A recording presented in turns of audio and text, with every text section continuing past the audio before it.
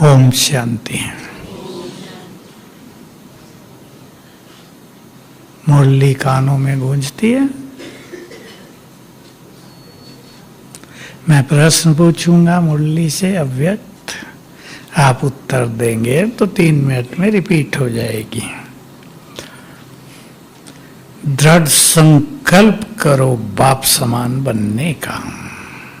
था बाधा कौन सी है उसमें?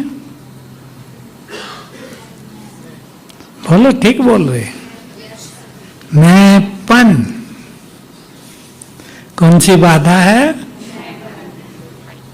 बोलो सभी भाई लोग, कौन सी बाधा है? अपने मैं को पहचानना। ये सबसे नहीं हो रहा है। मैं बहुत कर रहे हैं और सोचते हैं हम मैंपन से मुक्त हैं। खातों को जमा करने की चाबी नहीं, 3 बिंदी नहीं, कुछ और बताओ। 3 बिंदी थी उस चाबी का नंबर। आजकल नंबर वाली चाबी आती है ना। निमित्त, निर्माण, निस्वार्थ।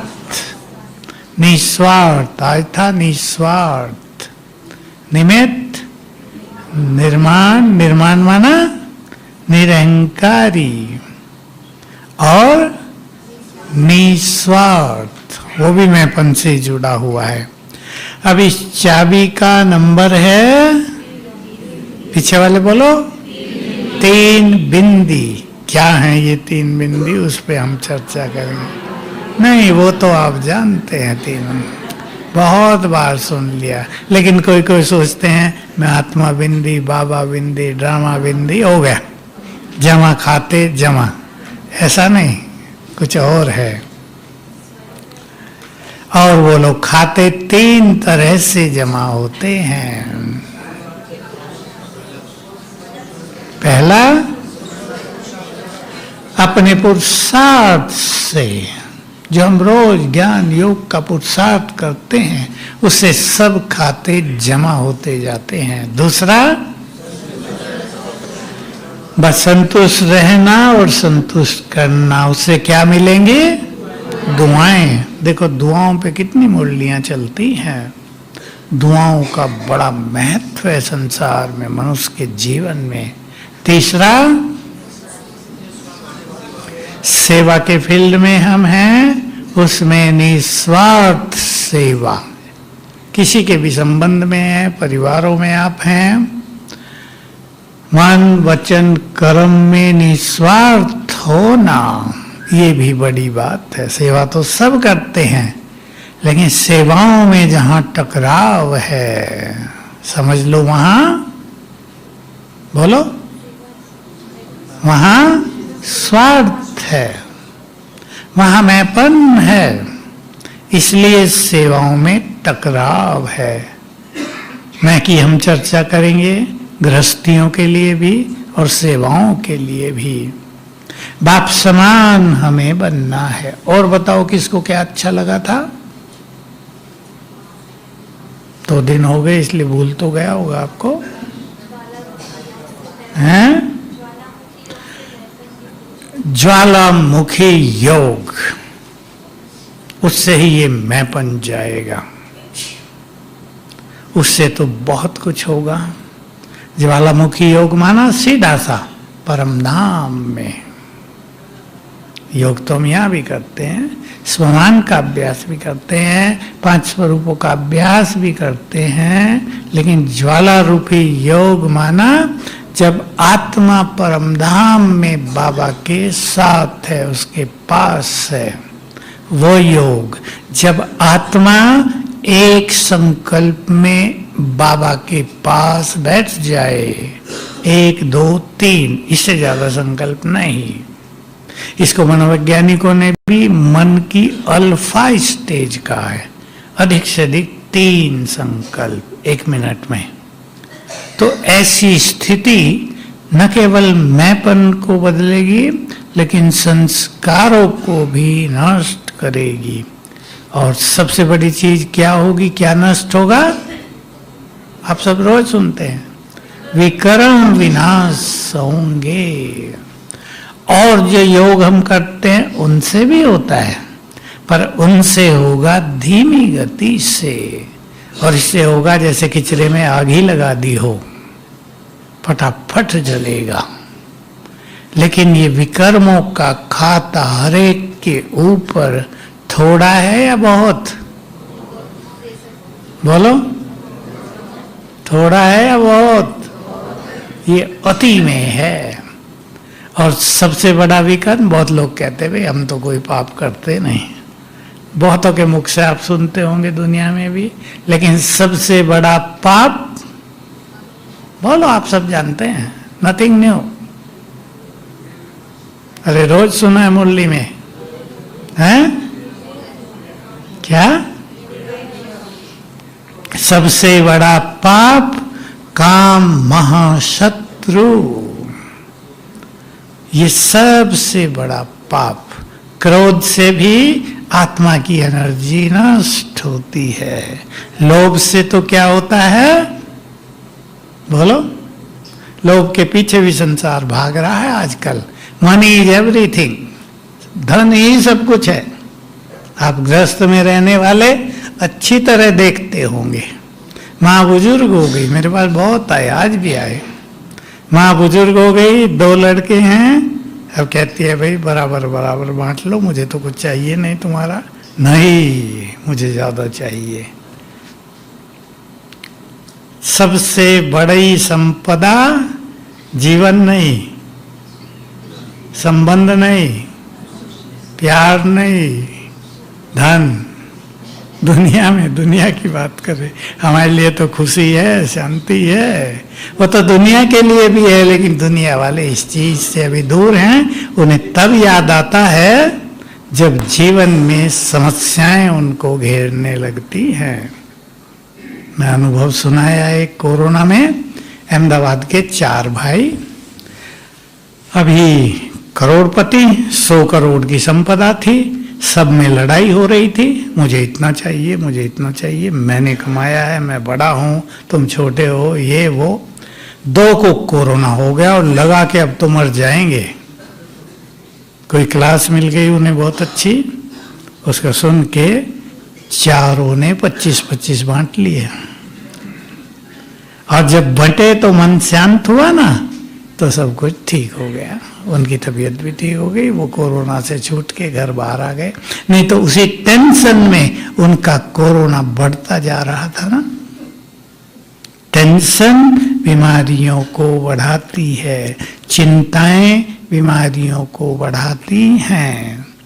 कल की सवेरे की मुरली में, संडे, 2 खजानों पर बाबा ने बहुत ध्यान खिंचाया। समय और श्रेष्ठ संकल्प, महान संकल्प, दोनों बहुत बड़े खजाने हैं, कोई छोटा बड़ा नहीं, दोनों ही बहुत बड़े। समय कौन सा? संगम युग का। सभी को चिंतन करना है, क्योंकि पुरुषार्थ में आगे बढ़ने के लिए जो तेज पुरुषार्थ करना चाहते हैं वो सीख लें। पुरुषार्थ में तेज बढ़ने के लिए, चाहे आप 6 मास से ज्ञान में हैं, अगर आपको बहुत आगे जाना है तो रोज थोड़ा एकांत और अपने से बातें करना। बातें करो। संगम युग पर बाबा मुझे सब कुछ देने आया, मेरे साथ साथ बातें करो अपने से। बाबा मुझे सब कुछ देने आया है, वो श्रेष्ठ भाग्य लेकर मेरे पास आ गया है, वो स्वर्ग का राज भाग्य ताज तिलक लेकर मेरे सामने खड़ा है। खड़ा है या नहीं? मुझे उससे क्या क्या लेना है? खुद को जगाओ। वो तो सब कुछ देने आया, सब कुछ, इतना सब कुछ कि जो वो है वही हमें बना देगा। जो कुछ उसके पास है वो सब हमें दे देगा। क्योंकि जो कुछ उसके पास है वो उसको काम नहीं आता, वो आत्माओं को काम आएगा जन्म जन्म। इसलिए वो अपने बच्चों को सब कुछ दे देता है। एक बात और थी मुरली में बहुत प्यारी, तो हमारा सबका बाबा से बहुत प्यार है या नहीं? जिससे बहुत प्यार होता है उसके समान बनना मुश्किल नहीं होता। आप देख सकते हैं जिसका जिससे प्यार है वो चलेंगे भी उसी की तरह, कपड़े भी वैसे ही, प्यार है, एक हो जाते हैं। बाबा शुरू में ये बात बहुत कहते, तुम्हारा अगर ब्रह्मा बाबा से ही बहुत प्यार है, चलो शिव बाबा को थोड़ा अलग रखो, ब्रह्मा से ही बहुत प्यार है तो ब्रह्मा वतन में और तुम नीचे, ये कैसा प्यार? बुद्धि से वहीं रहो। वे संपूर्ण बन गए और तुम अभी तक कहीं भी नहीं पहुंचे। समान बनने का अभ्यास करो। ये नहीं बाबा पनीर खाते थे तो मैं भी खाऊं, बाबा धोती पहनते थे तो मैं भी पहनूं। बाबा पनीर नहीं खाते थे ज्यादा, 2 पीस कभी कभी, वो तो मैंने हंसी में कहा आपको। तो जिससे प्यार होता है उसके समान बनना कठिन नहीं होता। और समान बनने में ही क्या चाहिए? बहुत सुना है बाबा ने ये भी, दृढ़ता। हमारे यहां स्लोगन लिखे हुए, दृढ़ता ही सफलता की चाबी है। लेकिन क्या दृढ़ता? आज सोचना है, दृढ़ता क्या? किसमें दृढ़ता? बोल, बताओ 2-4 बातें। जोर से थोड़ा हाथ उठा के बोलो, क्या करना है? करना ही है, वो तो सब कहते हैं, बाप समान बनना है, पर क्या क्या करना है? अपने पास कुछ बातें चुन लें। दृढ़ता के लिए मैं एक उदाहरण दे रहा हूं। अमृत वेले में रोज लोग ढीले होते हैं, उसमें दृढ़ता। मुरली सुनने में तो और भी ढीले, सबके फोन पे आती है, उसमें दृढ़ता। जाना ही है। हमने देखा माताओं पे, क्यों भगवान माताओं पे राजी होता है। मैं जब दिल्ली में था, कई बार कर्फ्यू लग गए तो माताएं एक एक पुलिस वालों को कह के, भाई जी मंदिर जा रही हूं, गलियों से, मेन रास्ते से नहीं, अब गलियों का रास्ता उन्हें पता होता था, गलियों से मुरली में पहुंच रही हैं। ये है दृढ़ता। बारिश हो रही है, जिनको पहुंचना है वो पहुंचेंगे ही। यह है दृढ़ता। और भाई मेरे अंदर क्रोध का संस्कार है, मुझे इसको 6 मास में जीतना है, ये करेंगे, क्रोध को समाप्त करेंगे। जीतना ही है, इतना संकल्प से काम नहीं चलेगा। जीतने के लिए क्या क्या करेंगे, प्लान। भाई मेरा व्यर्थ संकल्प बहुत चलता है, मेरा परचिंतन चलता है, मेरी दृष्टि अवगुणी रहती है, मुझे फीलिंग बहुत आती है। फीलिंग की बीमारी बहुतों में, कल भी कहा, मैं जहां होता है अभिमान और अपमान की फीलिंग ज्यादा होती है। छोटी बात लगी होगी, अपमान की फीलिंग, मेरी इंसल्ट कर दी तुमने, और दुखी हो जाएंगे लोग। एक एक चीज को छोड़ने का दृढ़ संकल्प, और दृढ़ संकल्प ही नहीं, उसके पीछे बोलो क्या कहा, यही तो अंडरलाइन करने की चीज है, प्लानिंग। अटेंशन भी किसका, कि मुझे ये करना है। जब कोई मेरी इंसल्ट कर दे, एक तो है होती नहीं, फील होती है, लेकिन कोई कर ही दे, हमें बुरा भला बोल जाए, फीलिंग आएगी। मुझे ये सोचना है, फीलिंग को समाप्त करना है। ऐसा प्लान बनाओ। करना क्या है? केवल दृढ़ता से काम नहीं चलेगा कि मुझे बाप समान बनना है, 2 दिन के बाद ठस फुस, कुछ नहीं। बाप समान स्थिति बहुत बड़ी है। कितने लोग बनते हैं बाप समान? मैं आपको निराश नहीं करने के लिए पूछ रहा हूं। कितनी आत्माएं बाप समान बनती हैं? 8।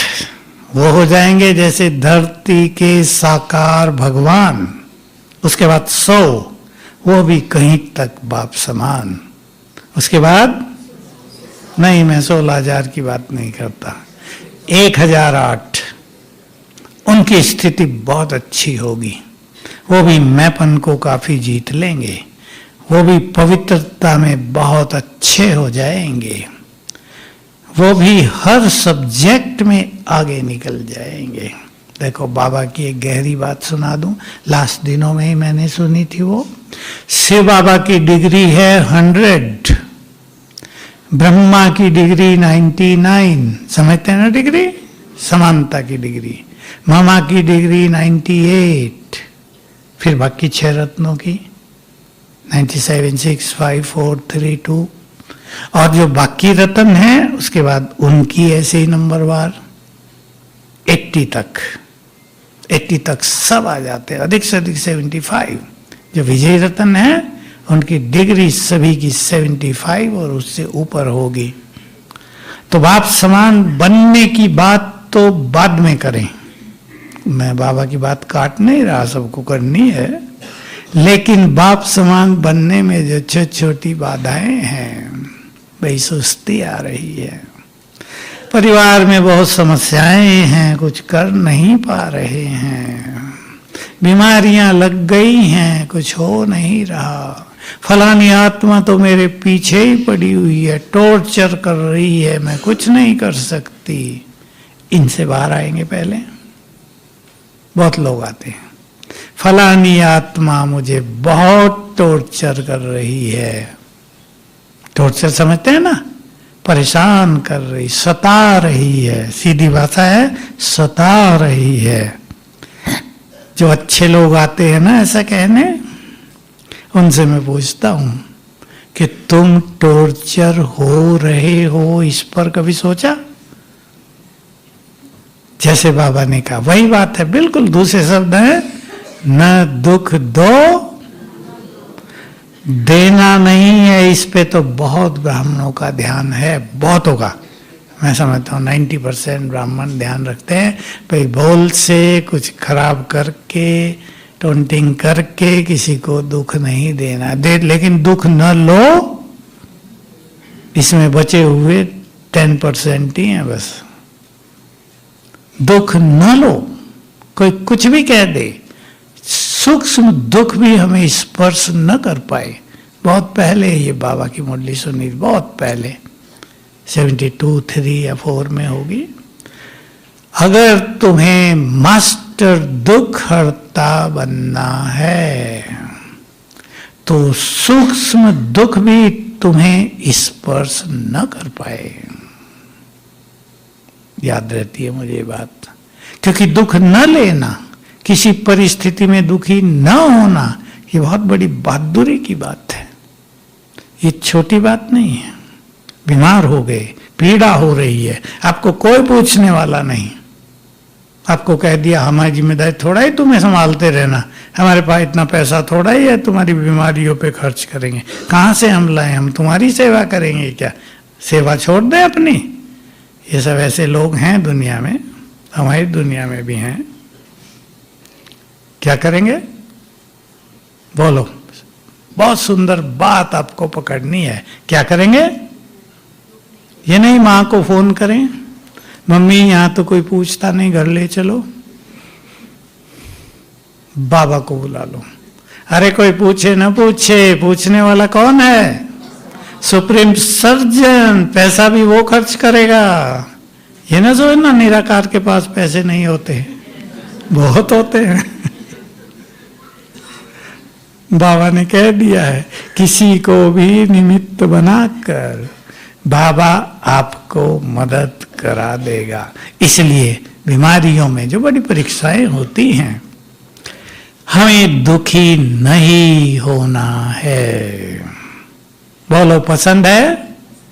भाई बहनों को पसंद है? इसको कहते हैं टॉर्चर्ड न होना।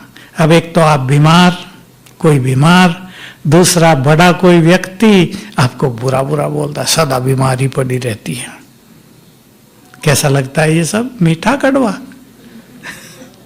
सदा बीमारी रहती है, पता नहीं कैसे पाप किए हुए तुमने तो। और भी महाभारत उच्चारण कर देते हैं दो चार अच्छे अच्छे। अब बेचारी की खुशी जो वो कायम रखे हुए थी वो भी नष्ट हो जाती है। ऐसे में हम किसी दूसरे पर निर्भर न रहें। कोई हमें अच्छी बात कहे तो हमें अच्छा लगेगा, कोई हमें कहे नहीं तुम ठीक हो जाओगे तो हमें साहस हिम्मत आ जाएगी। कोई कुछ भी ना कहे, आप अकेले हो, बाबा को बुलाया करो, सुप्रीम सर्जन आ जाओ, देखो क्या चमत्कार होंगे। ये अनुभव है लोगों के, केवल ये क्लास कराने के लिए पॉइंट नहीं है, ये अनुभव हैं। ऐसे बहुत ब्राह्मणों में भी हैं, कुमार हैं, जिनका कोई नहीं होता।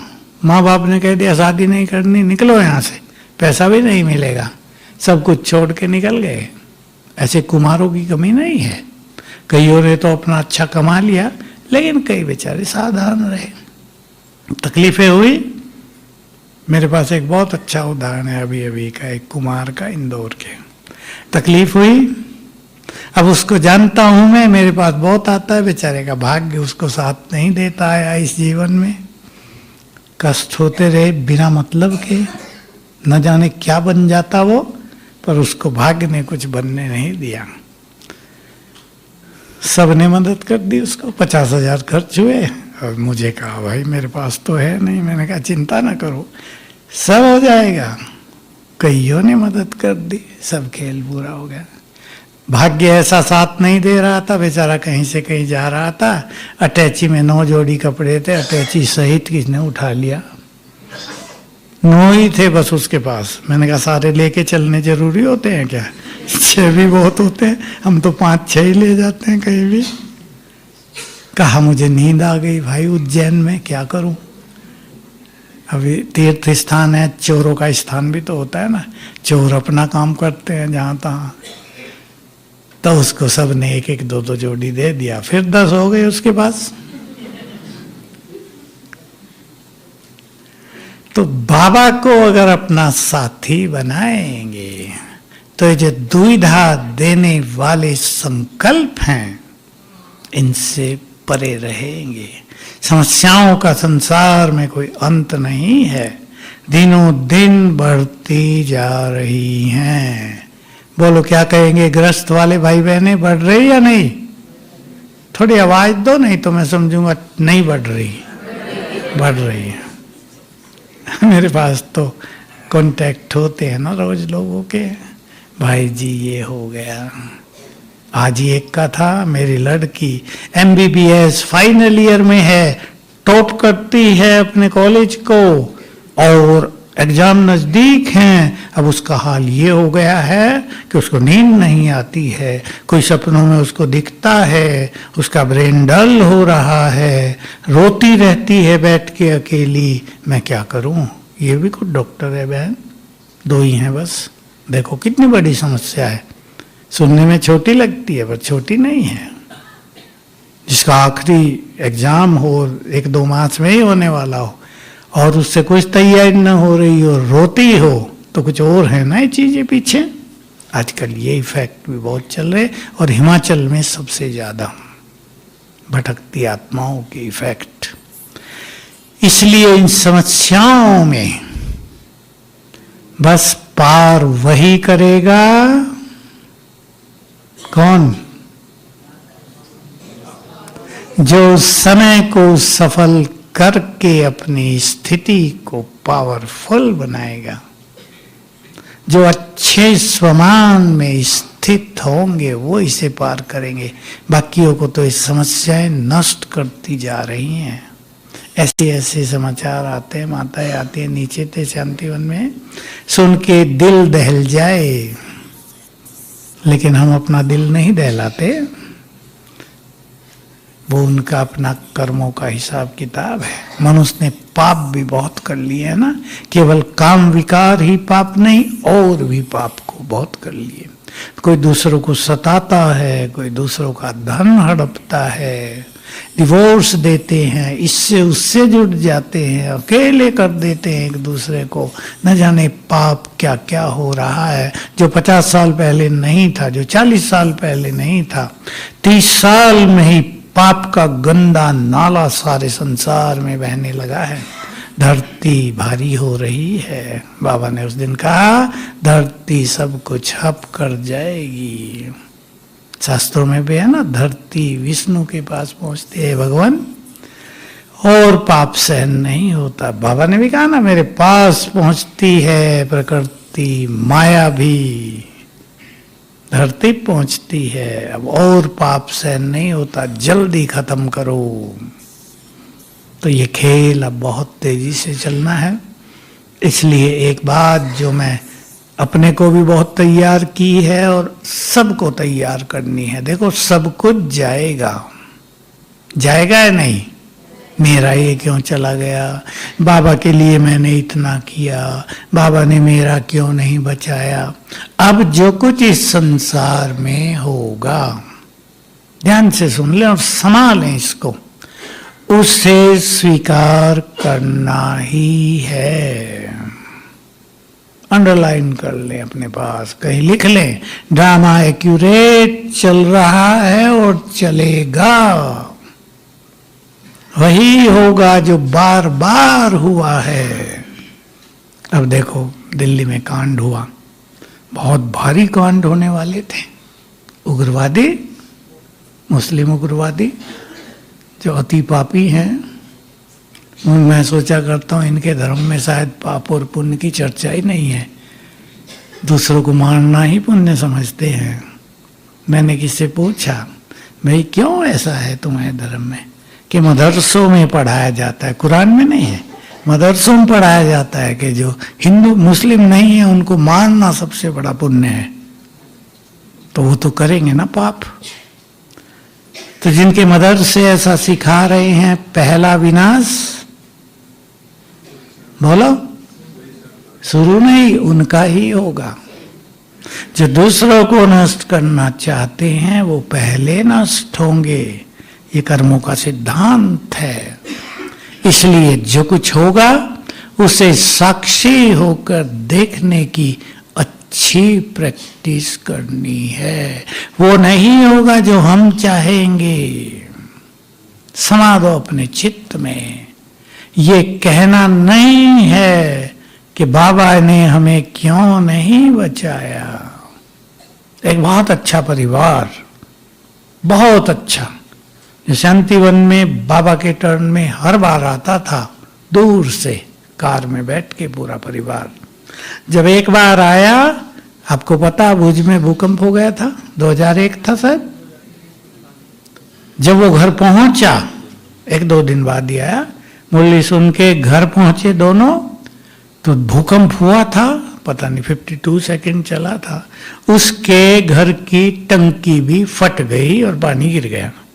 अब वो इससे इतना दुखी हुआ, बाबा को छोड़ दिया, मेरी टंकी नहीं बचाई। अब भगवान को कभी कहा था कि जब तुम आओ मेरी टंकी बचाना। देखो इसको निश्चय कहो, संशय कहो, क्या कहेंगे इसको? कमजोर थे वो, दिखावा था सब। अरे सब कुछ नष्ट हो जाए तो भी बाबा को नहीं छोड़ना है, ये निश्चय होना चाहिए या नहीं? जरा सा कुछ हो गया, छोड़ो बाबा को, बाबा तो कुछ करता ही नहीं। मुझे बड़ी हंसी आई, मेरे से मिला करते थे, आप समझ लो कई साल वो हर बार 12 बार बाबा के पास आए मिलने, हर बार। लोग सोचते थे बड़े तेज पुरुषार्थी हैं, लेकिन निकले जीरो। ये परीक्षाएं सबकी बहुत होनी है। आप इसको दूसरे रूप में भी देखेंगे, ये परीक्षाएं होंगी, इनसे नंबर मिलेंगे। अब इतना बड़ा एग्जाम बाबा पास कराएगा, इतनी बड़ी रजाई देगा, तो परीक्षा छोटी मोटी लेगा क्या? सोचो, आपके घरों में बच्चे जो अच्छे बच्चे हैं, बुद्धिमान, होशियार, जो अपने भविष्य को सुंदर बनाना चाहते हैं, सुनते होंगे ना, हम अपने कैरियर को बहुत अच्छा बनाना चाहते हैं, कितनी मेहनत करते हैं। आज एक बहन आई अमेरिका से, मेरा लड़का 12वीं कर लिया, अब डेंटिस्ट बनना चाहता है। मैंने कहा कितने साल में बनेगा? मुझे तो आश्चर्य लगा, 8 साल। मैंने कहा भारत में तो 4 साल का ही कोर्स है। मैंने कहा दांतों के लिए, थोड़ी सी बत्तीसी के लिए 8 साल। मैं उसको हंसाया भी। मैंने कहा अगर तुम माँ हो ना, तुम 8 साल ऐसी तपस्या तुम कर लो तो दांत तो छोड़ो, विश्व की राजा ही मिल जाए। हो गया नहीं? यही मैं सबको कह रहा हूं, मनुष्य छोटी छोटी प्राप्तियों के लिए, अपने बिजनेस को बढ़ाने के लिए, कई बिजनेसमैन कितनी मेहनत करते हैं। हम देखते हैं जब नीचे से ऊपर जाते हैं ना, ऊपर वाले कई दुकानदार बेचारे अपनी बाइक पे कितना सामान लाद कर नीचे से ऊपर ला रहे हैं, पता नहीं चलता बाइक है या कार जा रही है, इतना सामान। और ठंड में, बरसात में सब कुछ ढक के। मैं सोचा करता हूँ देखो मनुष्य अपने परिवार को चलाने के लिए कितनी मेहनत करता है, करनी पड़ेगी उन्हें।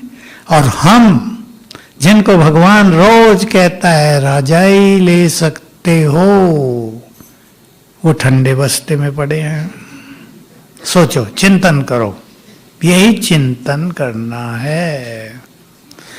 बाबा की मुरलियों में बहुत आया है, उच्च पद पाना है। देखो सबसे बड़ा जो एग्जाम होता है हमारे देश में आईएएस का, आईपीएस, यूपीएससी कहते हैं उसे, जिसे कलेक्टर, एसपी आदि बनते हैं। कितनी मेहनत होती है। 10 लाख में से मुश्किल से 400 चुने जाएंगे। कितना टफ कंपटीशन होता है। बच्चे एग्जाम देते देते घबरा जाते हैं, कुछ का कुछ कर जाते हैं। वहाँ टिक लगाना होता है, बस 4 ऑप्शन होते हैं, टिक लगाना। वो कुछ पे कुछ कर देते हैं, घबरा जाते हैं। और बेचारे 4 साल 5 साल एग्जाम देते रहते हैं, फिर निराश होते हैं। और हम बात करो अपने से, इतना बड़ा पद, 21 जन्म तक नौकरी करनी ही नहीं पड़ेगी। करेंगे नौकरी या नहीं? ठंडा सा बोला कि अच्छी नौकरी मिल जाए सतयुग में तो अच्छा रहेगा ना। सतयुग में भी कोई आईएएस बना दे हमें तो अच्छा रहेगा ना, कलेक्टर बन जाए सतयुग में भी। कौन कौन चाहेंगे नौकरी करना अच्छे? हाथ उठाओ। कोई नहीं उठा रहा है। तो राजाई कौन कौन चाहेंगे? तो सवेरे रजाई तो छोड़नी पड़ेगी ना, छोड़ देना। ठंडी यहाँ तो कम है, ज्ञान सरोवर में ज्यादा है। रजाई छोड़ो, अपने जीवन को, अपने चित्त को उमंग उत्साह से भरो। पाना है, ये वही तो समय है जिसकी हमें युगों से इंतजार थी। ये वही तो क्षण है जिसके लिए हम सोचा करते थे भगवान आएगा जरूर कभी। क्योंकि भारत में कहावत चली आ रही श्रीमद् भगवत गीता से, जब जब धर्म की ग्लानि होती मैं आता हूं। लेकिन सब सोच रहे श्री कृष्ण के रूप में आएगा। वहां भी अलग अलग अवतार दिखाए ना, अब श्री कृष्ण के रूप में नहीं। अब तो आ गया हो, किस रूप में आ गया आप सबको पता है। और आकर उसने क्या किया, ये बात है मोटी पर बहुत सूक्ष्म। आकर उसने सत्य ज्ञान दिया, हमारे अंदर के अंधकार को मिटाया, हमें सच्ची राह दिखाई, तीसरा नेत्र खोला हमारा जो वन था। तो मैं आपको संकल्पों की बात सुना दूं। और एक मैंने कुछ बात यहाँ सुनाई है और वो बहुत गहरी बात है। 74 में हमने अव्यक्त बाबा की मुरली में सुना था, संकल्प की एनर्जी ही भाग्य की एनर्जी है। तब ये लाइन लिख तो ली थी और बुद्धि में भी लिखी गई थी, मुझे याद रही तब से, लेकिन इसका मीनिंग समझ में नहीं आया था। तब संकल्प के बारे में हम ज्यादा कुछ जानते नहीं थे।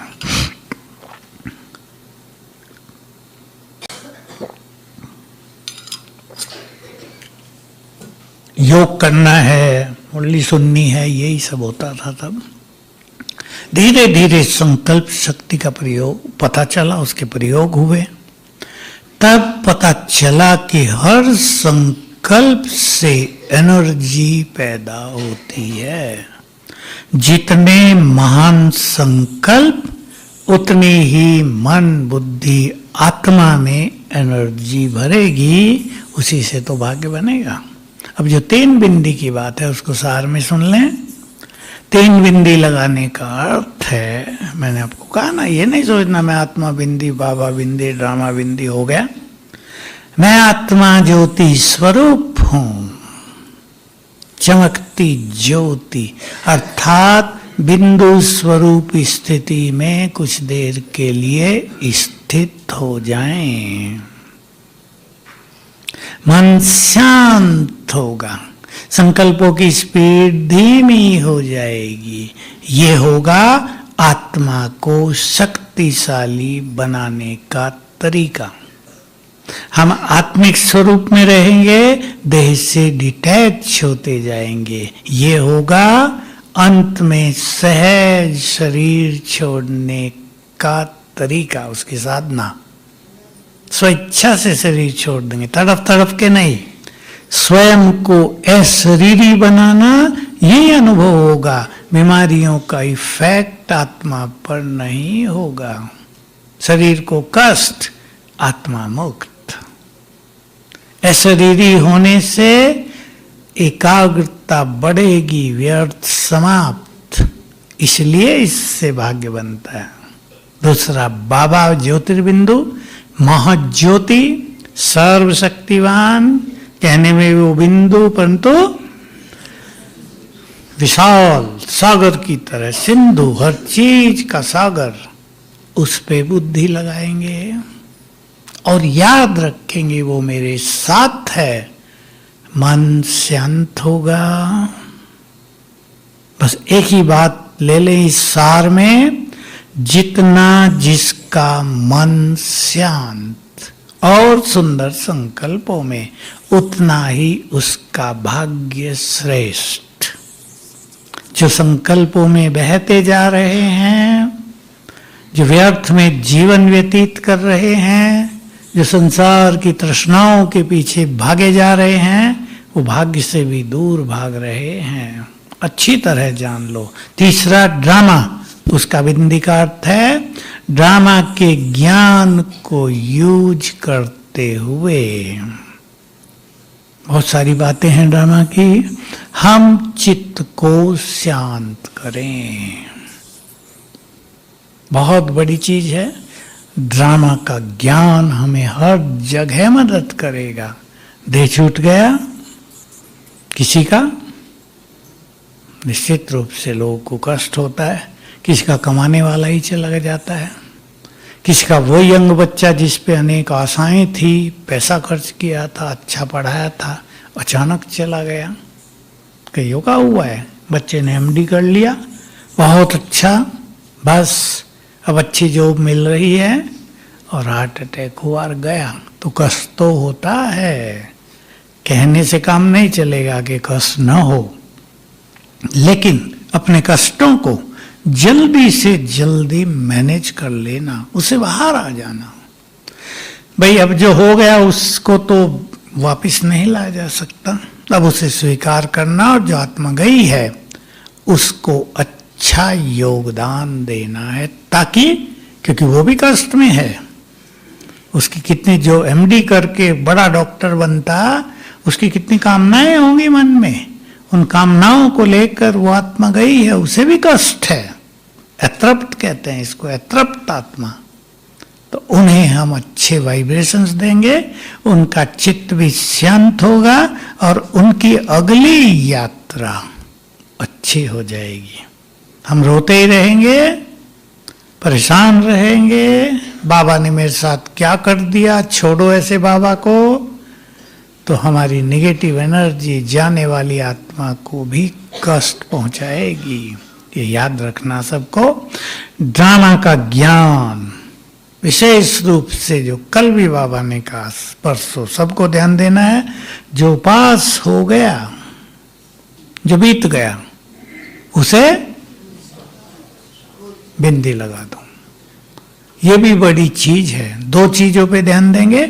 एक, जिस किसी ने हमसे बुरे व्यवहार किए हैं, कुछ बुरा हुआ है, उसके संकल्प चल रहे हैं।